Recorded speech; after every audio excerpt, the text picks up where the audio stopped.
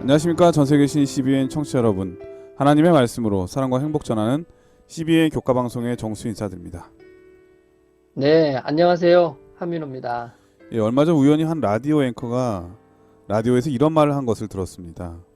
올해 맞이한 2022년은 2222년이 되기 전까지는 숫자 2가 가장 많이 있는 해이다라는 말을 들었는데요. 2222년은 우리들 중에 이 땅에 계실 분들이 거의 아무도 없잖아요.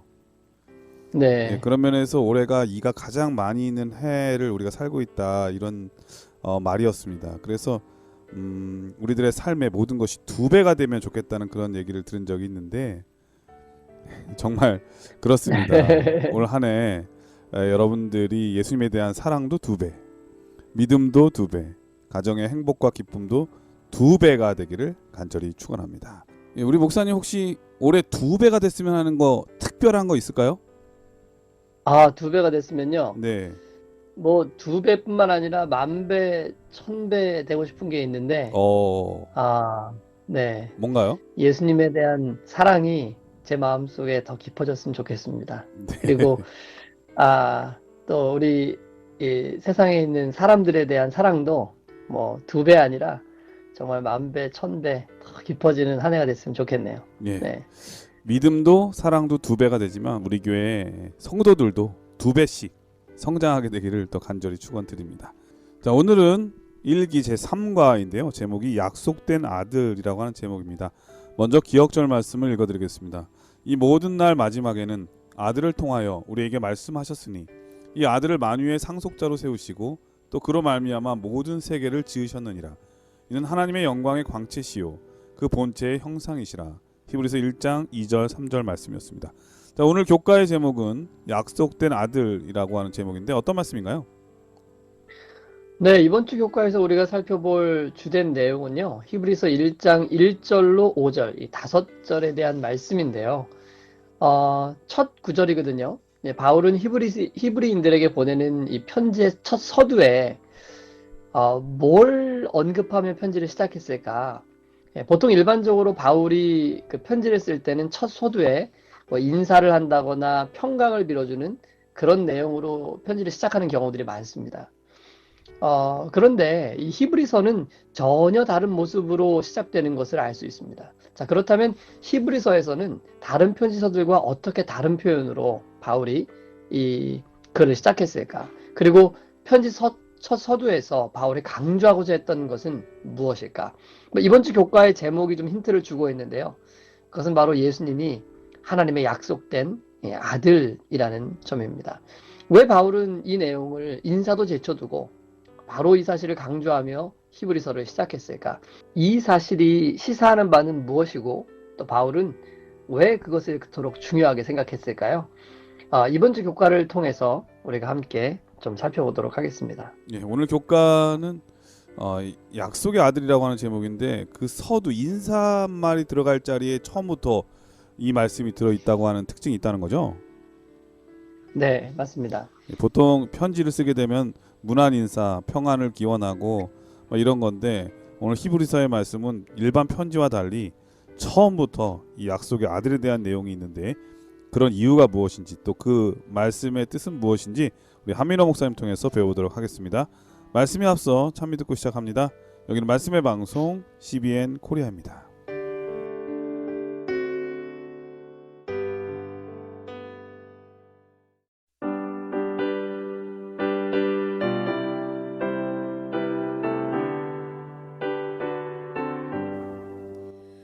나의 영원하신 기업 생명보다 귀하다 나의 갈 길 다가도록 나와 동행하소서 주께로 가까이 주께로 가오니 나의 갈 길 다가도록 나와 동행하소서.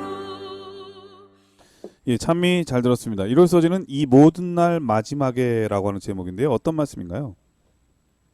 네, 히브리서는 다음과 같은 두 구절로 첫 시작을 열고 있는데요. 좀 읽어보죠. 히브리서 1장 1절로 2절의 말씀입니다. 옛적의 선지자들로 여러 부분과 여러 모양으로 우리 조상들에게 말씀하신 하나님이 이 모든 날 마지막에 아들로 우리에게 말씀하셨으니 이 아들을 만유의 후사로 세우시고 또 저로 말미암아 모든 세계를 지으셨느니라.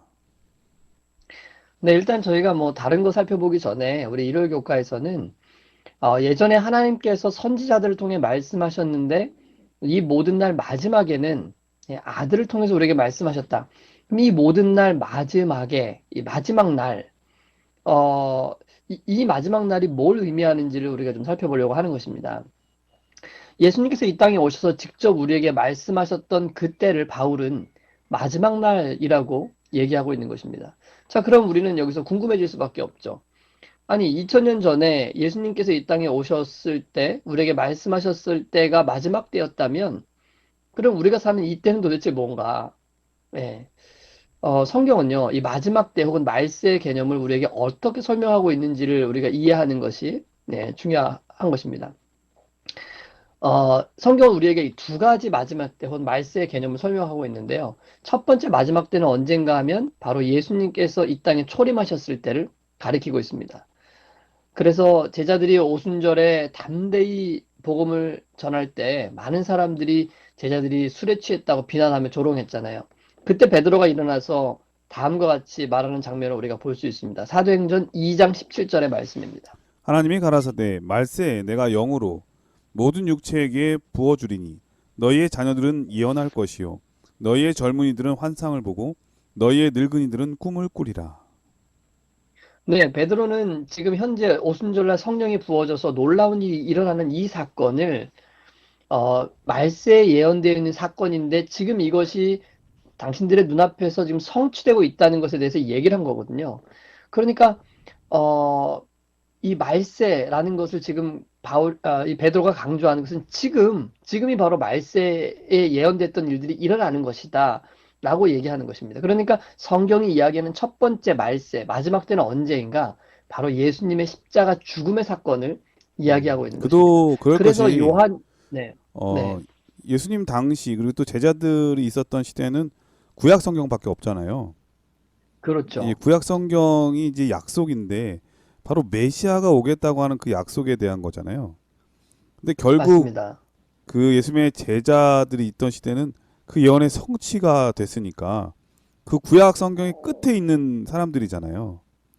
그러니까 그 맞습니다. 시대가 자기네들에게는 성경의 마지막 때 말세라고 또 얘기할 수도 네. 있었겠죠. 맞죠. 예수님의 대한 모든 예언들이 사실은 예수님의 초림에 맞춰져 있었죠. 그리고 이중적으로 예수님의 재림에도 적용되는 예언들이 많지만, 목사님 말씀하신 대로 그 당시에 살았던 사람들에게는 예수님이 이 땅에 오시는 사건, 그 초림의 사건이, 세상의 마지막이었던 것이죠. 네. 그래서 이 마가복음 1장 14절로 15절의 말씀을 보면, 제자들도 예수님도 이렇게 설교했던 것입니다. 목사님 좀 읽어주시죠. 요한이 잡힌 후 예수께서 갈릴리에 오셔서 하나님의 복음을 전파하여 가라사대 때가 찼고 하나님 나라가 가까웠으니 회개하고 복음을 믿으라 하시더라.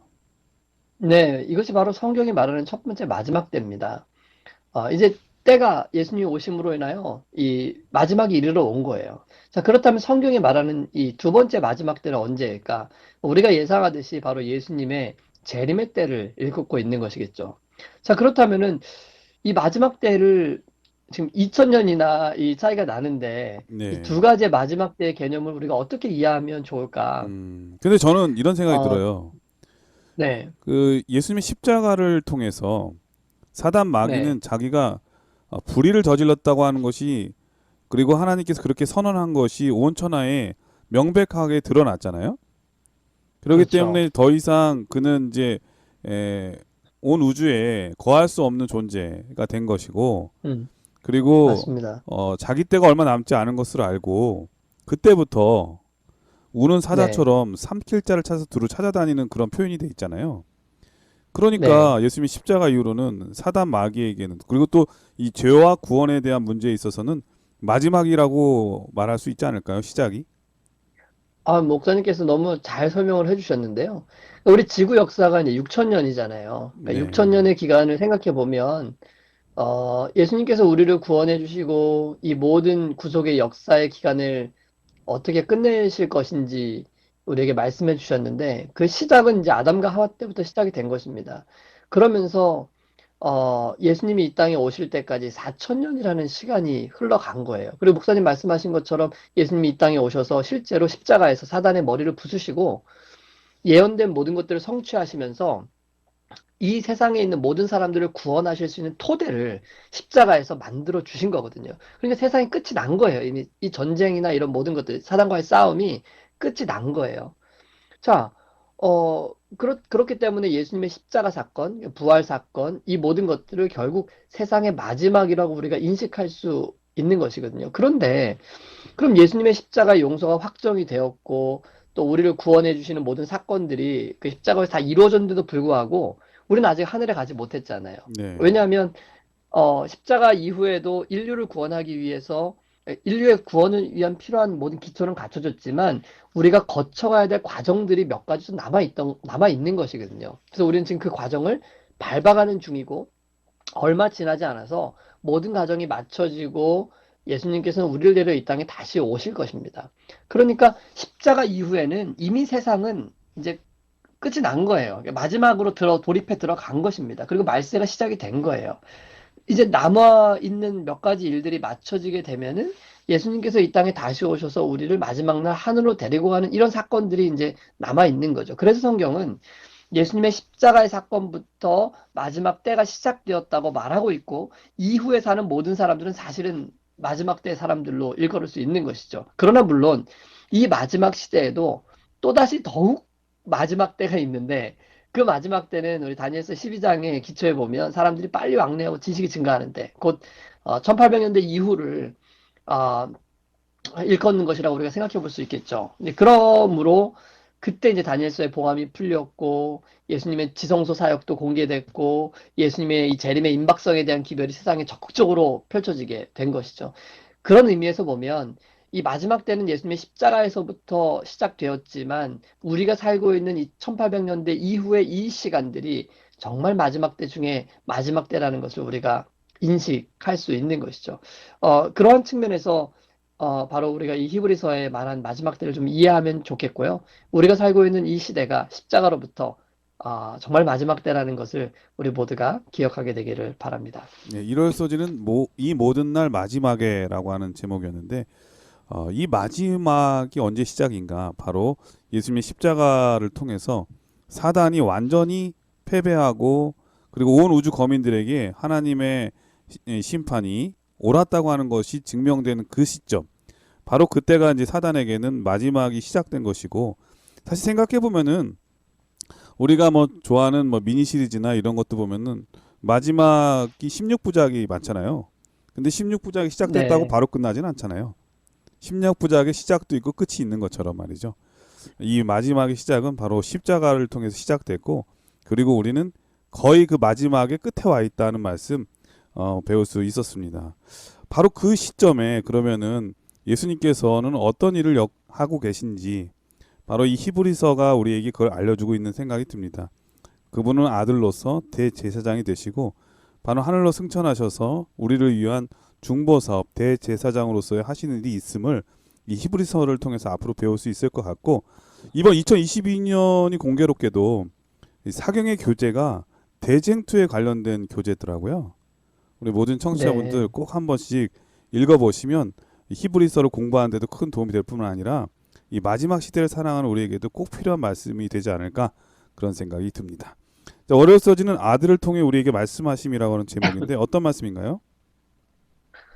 네, 오늘 교과의 핵심은 뭐 제목이 말해주듯이 하나님께서 우리에게 말씀하셨는데 바로 그의 아들 예수 그리스도를 통해서 우리에게 말씀하셨다는 것이 핵심 요지입니다. 이것이 너무나 중요한 것이기 때문에 바울은 히브리인들에게 보내는 편지의 첫 오프닝에 이것을 이제 기록해 놓고 있는 것인데요. 1절, 2절을 이제 다시 한번 또 한번 읽어보죠. 옛적의 선지자들로 여러 부분과 여러 모양으로 우리 조상들에게 말씀하신 하나님이 이 모든 날 마지막에 아들로 우리에게 말씀하셨으니 이 아들을 만유의 후사로 세우시고 또 저로 말미암아 모든 세계를 지으셨느니라. 네, 과거에 하나님께서 우리에게 어떻게 말씀하셨었는가? 여러 선지자들을 통해서 말씀하셨다고 기록하고 있습니다. 또 그들을 통해 성경을 기록하게 하심으로 후에 있는 사람들이 하나님의 말씀을 들을 수 있도록 하셨던 것이죠. 그러나 바벨론 포로 이후에 그들이 돌아와 성전을 건축하고 그 이후 400년 동안은 하나님께서 침묵하셨습니다. 그때는 선지자들이나 다른 어떤 방법으로도 하나님께서 이스라엘 백성들에게 직접 말씀하지 않으셨었죠.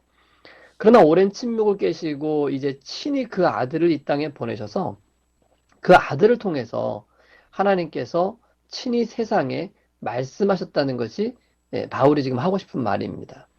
그러면 그 아들은 누구냐 하면 바로 세상을 친히 창조하신 창조주시라는 것 또한 바울이 말하고 싶은 요지이겠죠. 자, 그럼 왜 바울은 이 말을 굳이 히브리서 첫 오프닝에 첫 서두에 하였을까?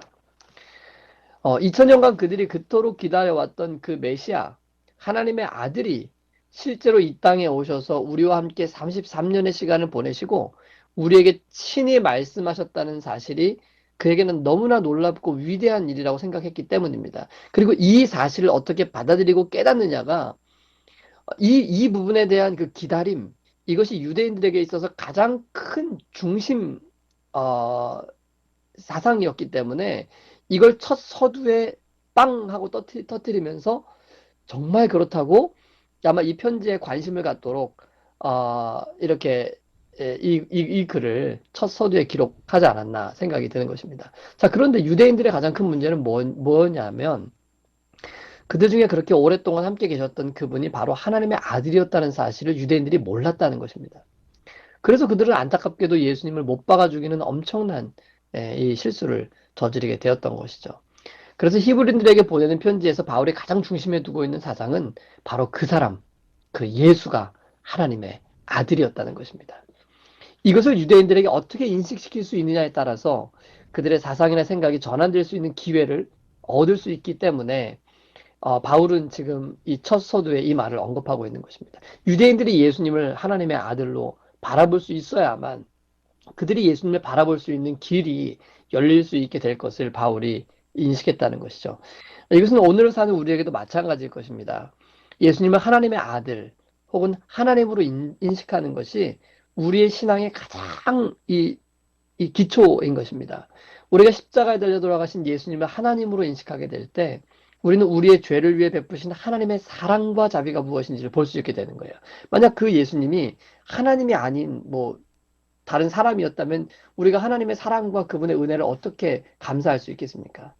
그러나 이 십자가에 달려 돌아가신 그분이 바로 하나님의 아들이라는 것이 분명히 인식될 때 신앙이 바뀌게 되는 거죠. 삶이 바뀌어지게 되는 거죠. 네, 그래서 사도 바울은 이렇게 강조한 것이고요. 오늘 우리도 이 사실에 따라서 정말 십자가에 달려 돌아가신 그 예수 그리스도가 우리를 사랑하시는 하나님이라는 것을 우리 모두가 분명하게 인식하게 되기를 바랍니다. 예, 월요일 소지는 아들을 통해 우리에게 말씀하심이라고 하는 제목인데요.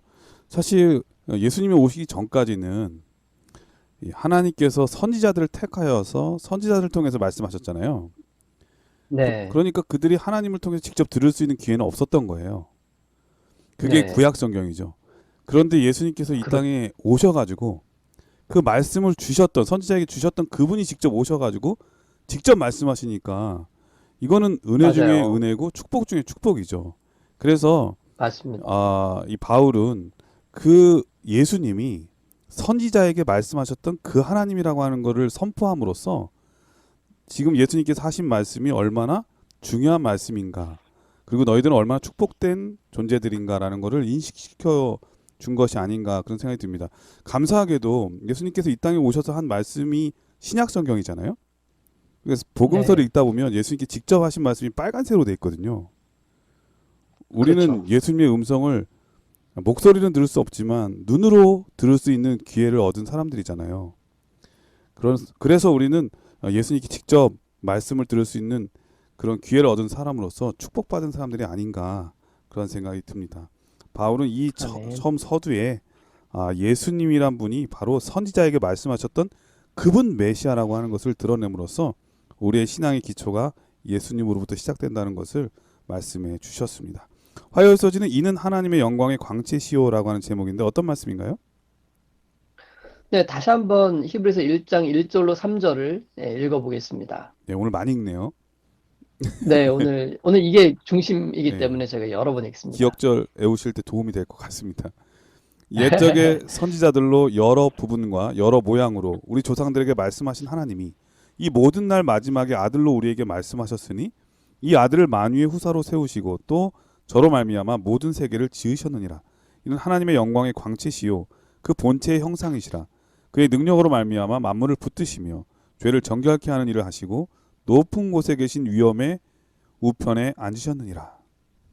네, 첫 번째 바울의 강조점은 이미 우리가 살펴본 것처럼 하나님이 그 아들 예수님을 통해서 우리에게 말씀하셨다는 것이고, 두 번째 바울의 요지는 그 아들은 세상을 창조하신 창조주시라는 것. 사실 이 부분은 우리가 이제 오늘 화요일 교과보다는 수요일 교과에서 더 자세히 저희가 살펴볼 것입니다. 그런데 우리가 이 화요일 교과에서 먼저 살펴볼 부분은 세 번째 요지인데요. 바로 예수님이 하나님의 영광의 광채시요 그 본체의 형상이시라는 이 부분을 우리가 조금 살펴보도록 하겠습니다. 자, 히브리서 1장 3절 다시 한번 읽어 드립니다. 이는 하나님의 영광의 광채시요 그 본체의 형상이시라. 그의 능력의 말씀으로 만물을 붙드시며 죄를 정결케 하는 일을 하시고 높은 곳에 계신 위엄의 우편에 앉으셨느니라. 네, 영광의 광채 혹은 본체의 형상, 이게 뭘 의미하는 걸까 도대체? 어, 예, 많은 분들이 이런 구절들이 나오면 당황을 하게 돼요. 이게 굉장히 이게 표현 자체가 좀 어려운 것처럼 느껴지거든요. 네. 그런데 이걸 그냥 쉽게 이해하려면 이 영광이라는 단어를 우리가 일반적으로 이렇게 품성이라고 바꿔보면 이 구절이 별로 어렵지 않게 느껴집니다. 그러니까 좀 바꿔보면 영광의 광채, 그러니까 하나님의 품성의 빛이라고 이해를 하면 되는 것입니다. 우리가요, 이제 누군가를 안다고 이야기할 때, 난 누군가를 알아. 라고 얘기를 하면 TV에서 본 사람들을 안다고 얘기하지는 않잖아요. 그 사람의 얼굴 생김새를 안다고 해가지고 그 사람을 아는 것은 아니죠. 그 사람의 성격과 성품을 아는 것이 그 사람을 얘기하는 아는 것입니다. 그러니까 저는 정수희 목사님을 잘 압니다. 라고 얘기를 할 때는 정수희 목사님이 어떻게 생겼는지를 아는 것이 아니고 네. 친분 관계가 있어서 목사님의 성격과 성품을 제가 알고 있다고 얘기하는 거죠. 그러니까 목사님의 성품을 더 잘 알면 알수록 목사님에 대해서 더 잘 안다고 말할 수가 예. 있는 것입니다. 그래서 더 저를 사랑하시는 거죠? 그 저 잘 알아가지고 저를 그렇죠. 싫어하거나 그런 건 아니시죠? 네. 아유, 그럼요, 목사님. 목사님 잘 알기 때문에 갑자기 우리가 함께 뜨끔해가지고. 10년 넘게 지금 네. 네, 맞아요. 항상 한결같은 저는 목사님의 목사님 아는 이모습이 만큼 참 더 아름답습니다. 사랑하는데 목사님도 네. 그러실까 걱정이 되기도 해요. 목사님 오늘 이렇게 또 방송용 멘트를 이렇게 아닙니다. 진심으로. 네, 네. 네. 누군가를 안다는 건 정말 그렇습니다. 감사한 일이에요. 맞아요. 근데 이 사람에게서는 이제 빛이 나는 거거든요. 빛이 나는데 그 빛이 이제 화장을 잘해가지고 나는 빛이 아니고 그 사람이 가지고 있는 이 품성에서 빛이 나는 거죠. 그러니까 우리는 많은 경우에 자꾸만 이 외모를 통해서 어떤 우리의 어떠함을 나타내려고 이렇게 노력을 하는데 사실 우리에게서 나오는 진짜 아름다움 혹은 빛은 우리의 외모에서 나오는 게 아니고 우리의 품성에서 나오는 거죠. 그러니까 예수님이 여기 하나님의 영광의 광채시다라고 얘기할 때는 하나님의 품성의 빛, 그러니까 하나님의 품성에서 빛이 흘러나오는 거예요. 그러니까 그 빛을 누가 보여주는 거냐면 예수님이 보여주신다는 뜻이거든요. 하나님이 가지신 품성, 그분의 캐릭터, 그것이 사람으로 오신 예수님을 통해서 이 땅에 비쳐 나왔다는 뜻입니다. 어떻게 해요? 33년 동안 예수님이 이 땅에 사시면서 그분이 행하셨던 행동 방식, 그분의 말씀, 그분의 톤, 억양, 눈빛, 그 다음에 사람들을 대하시는 방식, 이렇게 혹은 얼굴 표정. 그러니까 이 모든 것들이 하나님의 품성, 하나님이 어떤 분이냐를 나타내주고 있는 그 빛이었던 거예요. 그래서 예수님의 그런 품성들을 들여다보면, 예수님이 어떤 삶을 살았는지를 들여다보면, 그것이 곧 하나님의 영광, 하나님의 품성을 드러내주는 가장 강력한 빛이었다라는 것이 지금 사도 바울이 히브리서를 통해서 얘기하고 있는 것입니다. 예수님이야말로 하나님이 어떤 사랑을 가지고 계신 분인지, 하나님께서 가지신 놀라운 그분의 품성이 우리의 눈을 통해서 볼 수 있도록 예수님이 이 땅에 오신 것이다. 그러므로 누구든지 예수님의 생애를 주목해 보기만 한다면 하나님의 사랑의 품성을 깨달을 수 있고, 또 하나님이 나를 사랑하는 분이라는 것을 확신할 수 있게 되는 것이다. 이게 지금 이 글의 요지거든요. 그러니까 하나님의 사랑에 대한 확신, 이걸 우리는 뭐라고 부르냐면 두 글자로 믿음이라고 부르는 거거든요.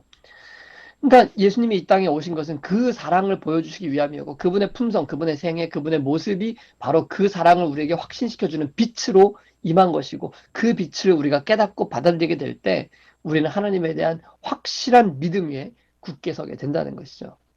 바울은 히브리인들이 그 예수님을 그렇게 인식하게 되길 바랬어요. 왜냐하면 예수님을 그렇게 볼 수 있어야, 예수님이 하나님의 빛, 품성의 빛, 그 하나님의 아들, 그래서 하나님을 우리에게 온전히 설명해 줄 수 있는 그런 사람이라는 것을 인식하게 되어야지만 하나님을 올바로 이해할 수 있게 되고, 예수님에 대한 믿음과 확신을 그들이 가질 수 있었기 때문에 그런 것이죠. 그런데 그들은 눈이 가려져서 예수님을 그런 하나님의 어떤 그 품성의 빛으로 인식하지 못했던 거예요.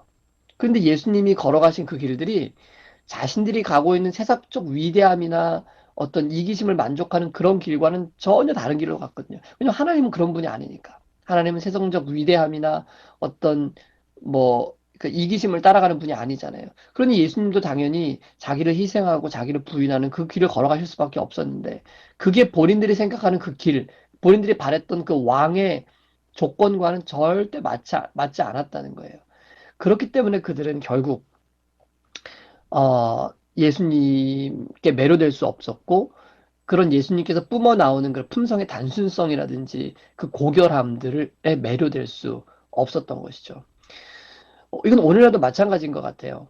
오늘날도 그 영광스러운 하나님의 품성을 예수 그리스도의 생애, 우리가 사복음서나 혹은 시대의 소망이나 이런 말씀들을 통해서 그 예수님의 단순하고 희생적인 어떤 그런 삶을 통해서, 와, 하나님의 사랑이 정말 너무나 놀랍고 너무나 감사하고 너무나 위대하고 너무나 훌륭하다는 것을 이제 인식하게 되는 사람, 그 사람들이 하나님의 사랑에 이제 눈을 뜨게 되는 거예요.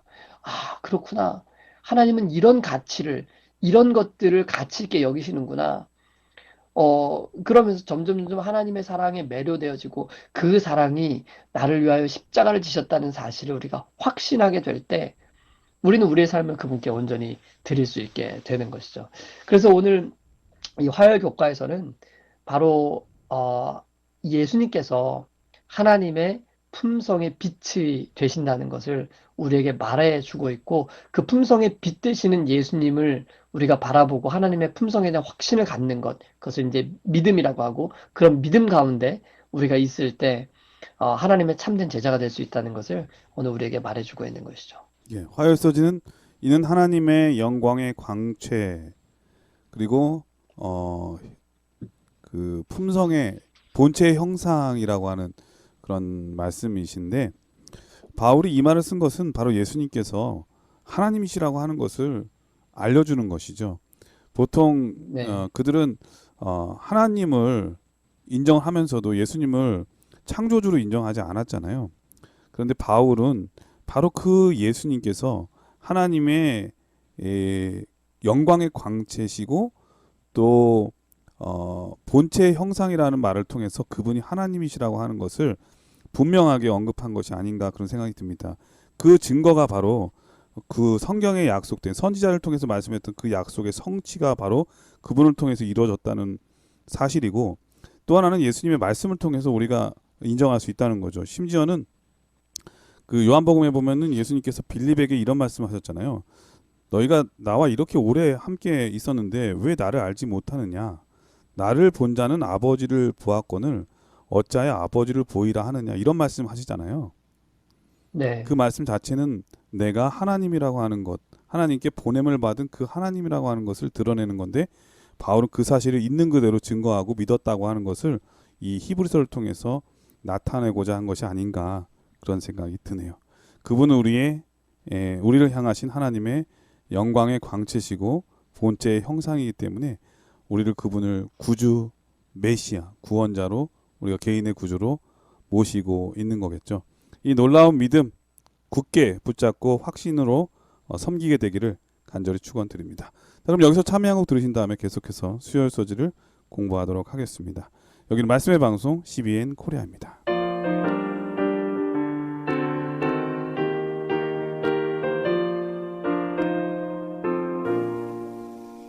보좌를 떠나시고 못 박혀 죽으시니 날 위한 그 큰 사랑 나 찬송하리라. 날 위해 죽으시니 생명을 얻었도다. 나의 맘 주의 사랑 길이 노래하리라. 내 눈물 흘리기 전 주 먼저 흘렸으며 내 기도 드리기 전 그 먼저 비셨네. 날 위해 죽으시니 생명을 얻었도다. 나의 맘 주의 사랑 길이 노래하리라. 예, 수요일 서지는 그를 통해 만물을 만드심이라고 하는 제목인데요. 어떤 말씀인가요? 네, 우리가 이제 수요 교과에 살펴볼 부분은 뭐 아까 잠깐 언급했지만 이 세상을 창조하신 분, 창조주에 대한 부분이에요. 네. 자, 하나님께 세상을 창조하셨죠. 자, 그렇다면은 그 하나님은 누구를 말하는가? 여기서 우리가 잠시 삼위 하나님에 대한 개념을 뭐 잠깐 좀 언급을 하면은 우리가 믿는 하나님은 이제 세 분 하나님이시죠. 근데 그 세 분이 목적과 뜻과 계획과 하고자 하는 모든 일에 있어서 완전히 일치하십니다. 그러니까 사람의 경우에는 이런 경우가 없기 때문에 참 이런 경우를 이해하기가 참 쉽지 않을 거예요. 그런데 이 세 분의 하나님 경우에는 각자 전혀 다른 개성을 가진 존재들이시지만 그렇게 완벽한 일치를 이루고 계시는 거예요. 그래서 이제 이 성경은 세 분 하나님이 그와 같은 온전한 연합을 이루고 있다고 증거하고 있고 이것을 우리가 흔히 뭐 삼위일체라고 부르는데 뭐 실제로 몸이 하나가 된다는 뜻은 아니기 때문에 어떤 분들은 삼위일체라는 표현보다는 삼위일명이라는 표현이 더 적절하다 뭐 이렇게 얘기하시는 분들도 있죠. 뭐 어쨌든지 간에 우리가 하나님을 어떻게 부르든 이 세 분은 모든 일에 있어서 하나시라는 것이 정말 중요한 것입니다. 그러면 이 모든 일에 완전한 하나를 이루시는 이 세 분이 어떻게 일하시는가? 일을 하실 때는 역할이 나눠지는 걸 볼 수 있죠. 예를 들면 세상을 구원한 이 구속의 큰 역사 가운데서 한 분 하나님은 아버지의 역할을 취하셨고 그래서 모든 걸 주관하시고 능력을 베푸시는 역할자를 담당하시는 거고 또 다른 한 분 하나님은 이제 아들의 역할을 취하셔서 실제로 사람으로 오셔서 하나님을 나타내고 본체와 형상으로서 그리고 십자가에 달리는 하나님의 역할을 담당하신 것입니다. 그래서 성령 하나님은 이 몸을 입어서 제한된 삶을 사실 수밖에 없었던 예수님을 대신하여 이제 모든 사람들의 심령 가운데 임재하시는 그래서 역사하시는 분으로서의 역할을 수행하는 것입니다. 이 세 분 모두가 각기 서로 다른 역할을 취하셨지만 인류를 구원하고 구속하는 일에 있어서 모두가 함께 연합하고 계시고 이제 이 세 분이 온전한 한 뜻과 한 마음과 한 계획을 가지고 이 모든 것들을 이뤄 가시기 때문에 우리는 이 세 분을 여호와 하나님이라고 일컫고 있는 것입니다. 예, 그래서 바울은 히브리서에서 이러한 여호와 하나님은 이제 그 세 분 하나님의 언약의 이름이시고 그리고 이 같은 이 하나님께서 하나의 인간의 구원을 위해서 각기 다른 역할을 맡으신 거잖아요. 그죠? 아버지 그렇죠, 하나님께서는 그렇죠. 이 구원이 옳은가 그른가에 대한 심판 그리고 예수님은 그 구원의 실제적인 역할, 그리고 성령은 네. 그 구원을 이루는 데 있어서의 끊임없는 우리 사람들에게 감화 감동하시는 역사하심이 있는 그 역할이 다른데 이 구원에 있어서 뜻과 그 계획은 다 같이 의논하셔서 하나가 되신 거죠. 그죠? 그렇죠. 완벽한 하나를 연합을 이루시는 거죠. 네. 그러니까 이제 이 개념을 전제로 우리가 예수님에 대한 이해를 이제 히브리서에서 가져갈 필요가 있는데 예수님은 어떤 분인가? 첫 번째로 우리가 히브리서에서 아까 살펴본 것처럼 이 땅에 오신 하나님의 아들이라는 거죠. 아들이라는 역할을 취하신 거예요. 이 아들이라는 말은 생물학적 혹은 실제로 태어난 아들이 아니라 두 분 하나님이 한 분은 아버지의 역할을 그리고 한 분은 아들의 역할을 취하셨다는 걸 지금 보여주는 거예요. 예, 그 그런데 성경에 그 두 분 보면 하나님의 그 네, 예수님에 대해서 독생자라는 표현을 하잖아요. 그래서 이제 그렇죠. 우리가 외아들 이렇게 표현하지만 이 독생자라고 하는 것은 유일한 존재란 뜻이거든요. 세상에 그런 존재가 네, 없었다고 하는 유일한 존재인데 맞죠. 우리를 구원하기 위해서 하나님이 사람 되셔서 오신 분은 오직 유일한 한 분이시니까 그걸 독생자라고 네, 표현했고 그것을 아들로서 이렇게 표현한 것이라는 생각이 듭니다.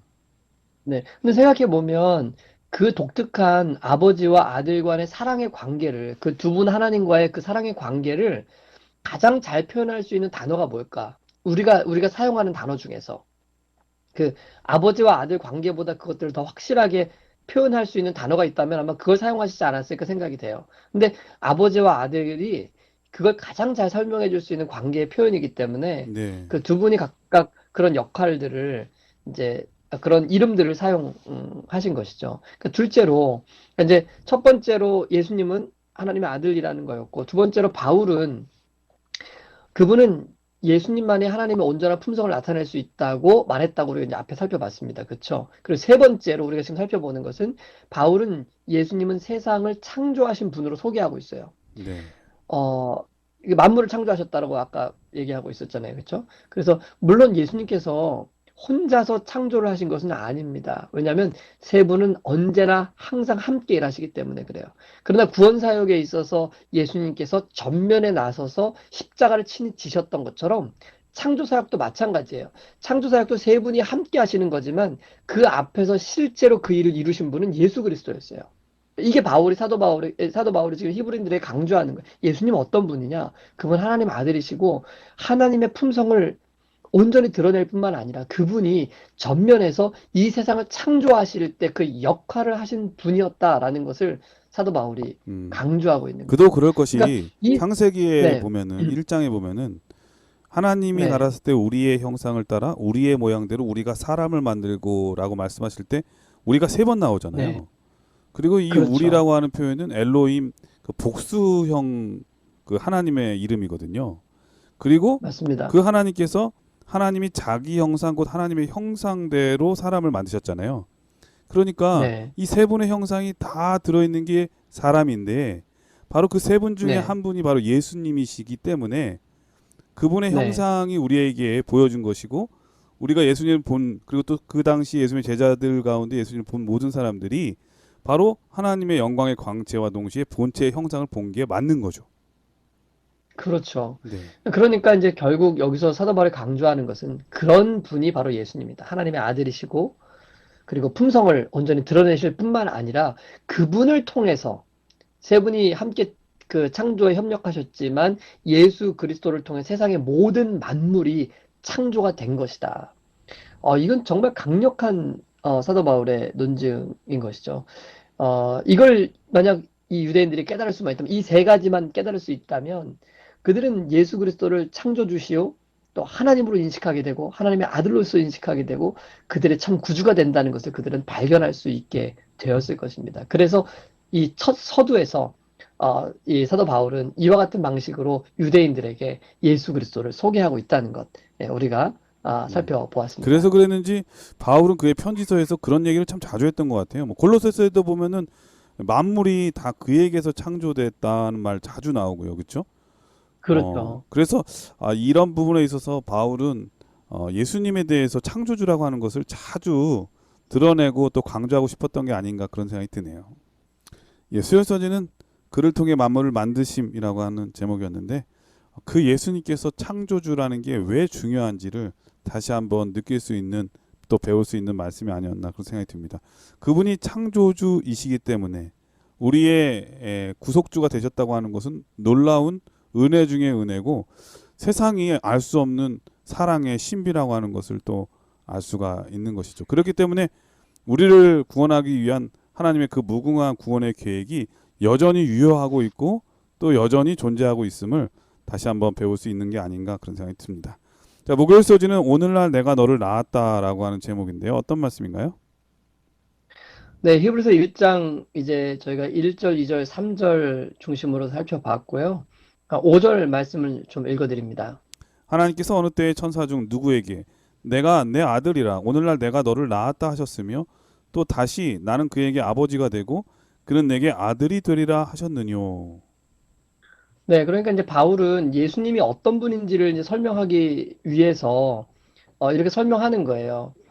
어, 이제 예수님은 다른 모든 뭐 천사들이나 그 누구와도 다르게 아들이라는 표현을 썼다. 내가 너를 낳았다. 라고 지금 이제 얘기를 하고 있는 것입니다. 그런데 이제 이 표현을 좀 잘못 이해를 하면은 마치 예수님이 하나님의 생물학적인 아들, 즉 배가 아파가지고 하나님이 출생을 시킨 아들인 것처럼 이제 좀 오해할 수 있는 그런 부분들이 좀 있죠. 자, 그럼 이게 이제 어떤 의미인지를 우리가 좀 살펴볼 필요가 있는데요. 어, 여기 내 아들이라 오늘날 내가 너를 낳았다라는 이 사도 바울의 표현은 바울이 처음 쓴 게 아닙니다. 이 표현이 시편에 등장하고 있어요. 좀 살펴보죠. 시편 2편 7절의 말씀입니다. 내가 영을 전하노라 여호와께서 내게 이르시되 너는 내 아들이라 오늘날 내가 너를 낳았도다. 네, 너는 내 아들이라 오늘날 내가 너를 낳았도다라는 이 표현을 가져다가 히브리서에서 바울이 그대로 이것을 예수님한테 적용해서 지금 쓴 거예요. 자, 그렇다면은 내가 너를 아들이라고 칭하고 내가 너를 낳았다는 이 표현을 이해하려면 히브리서의 이 표현을 이해하려면 시편 2편 7절에 나와 있는 이 구절이 어떤 의미로 쓰여졌는지를 이해한다면 훨씬 더 이해가 잘 될 수 있겠죠. 네.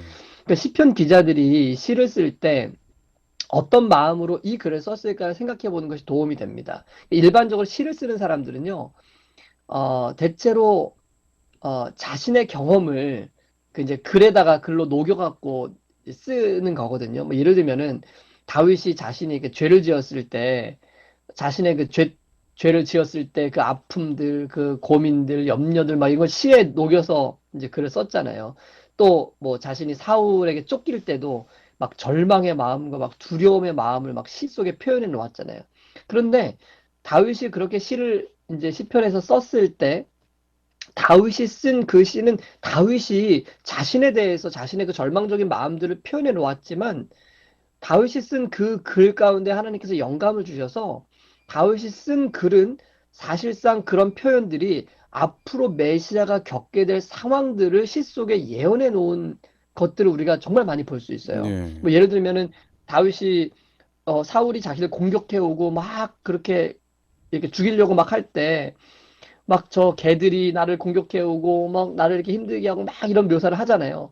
그 묘사가 바로 예수님께서 십자가에 달리셨을 때 그 예수님을 무너뜨리려고 하는 그 사람들에 대한 묘사로 이렇게 예언되는 것이 우리가 많이 볼 수 있지 않습니까? 예. 그러니까 이 시에 기록된 표현들은 1차적으로 이게 다윗의 현 상황이에요. 그 다윗이 그냥 본인의 상황을 그냥 거기다가 그런 마음으로 표현해 온 것입니다. 자, 그렇다면 시편 2편 7절도 보면 여호와께서 내게 이르시되 다윗이 얘기하는 거죠. 나에게 하나님 말씀하셨다. 너는 내 아들이라 오늘날 내가 너를 낳았도다라고 말씀하셨다는 거예요. 그러니까 다윗은 지금 뭘 들은 거냐면 하나님이 나를 그분의 아들로서 여겨주시는구나라는 그런 강한 감명과 마음이 그의 마음속에 든 거예요. 그래서 그걸 표현하기 위해서 다윗은 하나님이 내가 너를 낳았다 라고 말씀하신 것처럼 쓰여 놓은 거예요. 그럼 이렇게 쓰였다고 해서 하나님이 배 아파갖고 다윗을 이렇게 출생시킨 겁니까? 아니죠. 당연히 아니죠. 그런데 다윗의 마음 가운데는 하나님이 자신을 아들로 여겨주신다는 것에 대한 너무나 강한 확신이 들어서 그것을 시적으로 오늘날 내가 널 낳았다는 이런 아름다운 표현으로 하나님에 대한 그 사랑에 대한 확신을 여기에 그리고 표현해 놓은 것입니다. 그리고 그 말씀을 통해서 이 다윗이 하나님과 어떤 네. 관계인지에 대한 확실성을 또 믿음을 표현할 수 있는 표현이 될 수 있겠죠. 그렇죠, 그렇죠. 네. 그러니까 이제 이런 표현을 바울은 그대로 시편에서 옮겨가지고 와가지고 예수님한테 적용을 시킨 거예요. 왜냐하면 이 구절이 예수님에 대한 예언으로 또 여기에 기록된 것이기 때문에 그런 것이죠. 그러면 이 표현을 가지고 이 시적인 표현을 가지고 예수님이 하나님으로부터 탄생한 생물학적 아들이라고 말하는 것은 이것은 좀 너무 선을 넘는 해석이 될 수 있는 것이죠. 잘못된 당연히 그렇게 이해죠. 해석할 그렇죠. 그렇게 될 수 없고요. 이 구절은 다윗에게서와 마찬가지로 하나님과 예수님과의 그 사랑의 관계를 표현하기에 가장 적절한 문장이기 때문에 바울은 히브리인들에게 이 구절들을 그 구약 성경에 익숙한 히브리인들에게 이 구절들을 가져와서 하나님과 그 예수님의 관계가 무엇인지를 그들에게 보여주고자 했던 것이죠. 특별히 이 특별히 시편 2편은 메시아에 관련된 이 메시아 시편이잖아요. 그러니까 그렇죠. 하나님께서 다윗을 통해서 앞으로 오실 메시아의 관계에 대한 설명을 할 때 물론 네. 그 구원자를 자기도 이렇게 표현한 것도 있겠지만은 오실 구원자는 어떤 관계인가 하나님과 바로 이런 특별한 관계이라고 하는 것을 적은 내용이라고 할 수 있겠죠. 그렇죠. 맞습니다. 특별히 이제 예수님을 하나님의 아들이나 하나님으로 보지 않고 있었던 이 유대인들에게 예수님이 하나님 되심을 강조할 필요가 있었던 것이거든요. 그래서 바울은 이 표현을 가지고 와서 예수님과 하나님의 관계는 뗄 수 없는 그 정말 진한 그 이 분리될 수 없는 사랑의 관계라는 것을 이제 설명해주고 있었던 것이죠. 또한 유대인들은 약속된 메시아는 다윗의 후손이요 또 다윗의 아들로 올 것이라고 생각하고 있었기 때문에 바울은 실제로 그 혈통에서 태어난 예수님이 다윗의 혈통이었잖아요. 예. 그래서 그 아들을 주시겠다는 이 모든 약속이 성취되었다는 것 또한 강조하기 위해서 아마 이 시적 표현을 가져와서 사용했을 것입니다. 그러니까 다시 한번 이 바울이 히브리인들에게 강조하고 싶었던 것이 무엇이냐? 예수님이 하나님의 아들이시고 그 예수님을 어 이제 아들이라는 표현을 어느 누구에도 사용하지 않은 그 표현을 바로 예수님에게 사용하셨고 이미 그분은 하늘 왕자에 앉으셨다는 것 그것을 바울이 히브리인들에게 들려주고 싶었던 요점이었던 것이죠. 그렇습니다. 바로 예수님은 하나님의 아들이십니다. 또 창조주시오 세상의 왕이 되시는 분이라는 것이죠. 그분이 우리를 위하여 이 땅에 오셨고 십자가를 대신 지신 것입니다. 그로 말미암아 우리는 사단의 속박에서 노임을 얻고 또 자유를 얻게 된 것이죠. 이 모든 일이 바로 예수님께서 걸으신 십자가의 길을 통해서 이루어진 것이죠. 그러므로 이 모든 길을 걸으신 예수님이야말로 진정한 우리의 왕이 되실 수 있는 자격을 가지고 있다는 것. 그래서 하나님께서는 예수님을 세상의 모든 사람들의 임금과 구주로 높이시고 원래 가지셨던 보좌였지만 다시 한번 그곳에 앉히심으로 예수님을 온 세상 위에 높이셨다는 것입니다. 이렇게 높으신 예수님, 친히 하나님 되시는 예수님, 그분이 우리의 구주가 되신다는 것. 그리고 그분의 무한한 사랑이 여전히 우리에게 베풀어지고 있다는 이 놀라운 기별로 인해 오늘도 우리가 우리 자신을 오직 예수님만을 섬기기로 선택하고 주님을 따라가는 우리 모두가 되기를 간절히 소원합니다. 네, 목요서지는 오늘날 내가 너를 낳았다라고 하는 그 말씀 제목인데 이 말씀을 통해서 하나님과 예수님이 어떤 관계인지를 분명하게 표현한 또 가르쳐주는 내용이 아닌가 그런 생각이 듭니다. 오늘 말씀을 통해서 예수님은 창조주시고 하나님의 영광의 광채시며 본체의 형상이시고 또 다른 성경을 굳이 또 찾아보면은 요한은 예수님을 독생자라고 표현을 했잖아요. 그렇죠? 그리고 네, 말씀이 육신이 되어서 우리 가운데 거하시는데 그 영광을 보니까 아버지의 독생자의 영광이요 은혜와 진리가 충만하다는 표현도 있잖아요. 그만큼 예수 그리스도는 하나님이시고 우리의 구원자가 되기에 충분하신 분, 또 완전하신 분이라고 하는 것을 이 저자는 서두부터 강력하게 피력한 것이 아닌가 그런 생각이 드네요. 오늘 교과를 우리 목사님께서 간략하게 정리해 주시고 기도하고 마치도록 하겠습니다. 네, 우리는 이번 주 교과를 통해서 왜 바울이 히브리서의 첫 시작을 열면서 어떤 인사나 어떤 평강을 빌어주는 그런 내용들이 아니고, 어, 그, 그냥 본론으로 바로 점프에 들어가서 예. 그 예수님에 대한 소개를 하고 있는지에 대해서 우리가 살펴보았는데요. 히브리인들에게 보내는 첫 편지 서두 의 5절에서 우리가 오늘 이번 주 교과를 통해 살펴보면서 바울이 강조한 것 몇 가지를 저희가 살펴봤는데, 첫 번째는 하나님은 이 마지막 날에 예수님을 통해서 친히 우리에게 말씀하셨다는 거 우리가 살펴봤고요. 두 번째로 그분은 완전한 하나님의 품성을 온전히 드러내신 영광의 광채이셨다는 것. 그리고 세 번째는 그분은 또한 세상을 창조하신 창조주시요 하나님이시라는 것. 그리고 마지막으로 그분은 온전한 하나님의 아들로서 보좌에 앉으셨다는 것. 이런 부분들을 우리가 함께 살펴보았습니다. 만약 우리도 오늘 이 말씀을 통해서 예수님의 이와 같은 모습을 확신할 수 있다면 더욱더 우리의 믿음이 반석 위에 굳게 세워지지 않을까요? 예수님은 진정한 하나님의 아들이시요 창조주시요 보좌에 앉으신 왕이 되셨다는 이 사실뿐만 아니라 또 우리를 죽을 만큼 사랑하시는, 우리를 위해 생명을 내어주신 그런 정말 사랑이 넘치는 하나님이라는 이 사실을 우리 모두가 잊지 않게 되기를 간절히 소원하면서 오늘 이번 주 교과를 마치도록 하겠습니다. 네, 목사님의 기도로 교과를 마치겠습니다. 은혜로우신 아버지 하나님, 이번 주 교과를 통해서 또 바울의 이 히브리인들에게 보내는 글들을 통하여 예수님이 어떠한 분인지를 우리가 더욱 분명하게 깨닫고 이해할 수 있도록 도와주셔서 감사합니다. 아멘. 하나님께서 친히 이 땅에 사람으로 오셔서 모든 굴욕과 또 거친 십자가의 길을 걸으시고 우리를 위하여 십자가에 달려 돌아가심으로 우리의 모든 죄를 용서하시고 받아주신 그 주님의 크신 은혜와 사랑이 매일매일을 살아가는 우리의 심령 가운데 꺼지지 않는 불로서 타오를 수 있도록 인도하여 주십시오. 아멘. 하나님에 대한 분명한 인식과 사랑이 믿음으로 인쳐지고 확신되어서 이 마지막 이 시대를 믿음으로 통과해가는 우리 모두가 될 수 있도록 도와주시기를 예수님의 이름으로 기도합니다. 아멘. 네, 전 세계 계신 CBN 청취자 여러분, 바울이 히브리서를 시작하자마자 예수님을 강조했던 것처럼 2022년도의 이 벽두, 이 시작에 우리도 바울처럼 예수님으로부터 시작하는 그러한 믿음의 시작이 됐으면 정말 좋겠습니다. 올 한 해는 여러분들이 예수님께 드리는 마음도 2배, 축복도 2배가 되길 간절히 바라면서 저희는 다음 주에 다시 찾아뵙도록 하겠습니다. 안녕히 계십시오. 안녕히 계세요.